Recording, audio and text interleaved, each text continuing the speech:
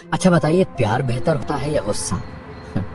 आपकी तरह मेरा भी यही जवाब है कि प्यार हर हाल में गुस्से से बेहतर होता है।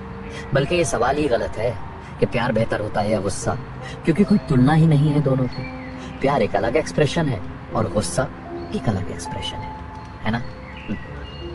प्यार और गुस्से में कोई तुलना भले ना हो, लेकिन आपस में एक दूसरे का लेना देना जरूर है। कुछ लोग कहते हैं कि प्यार और गुस्सा एक दूसरे के बिना अधूरे हैं। जहां प्यार होगा वहां गुस्सा जरूर होगा। तो अगर ये बात सही है, अगर ये बात सच है,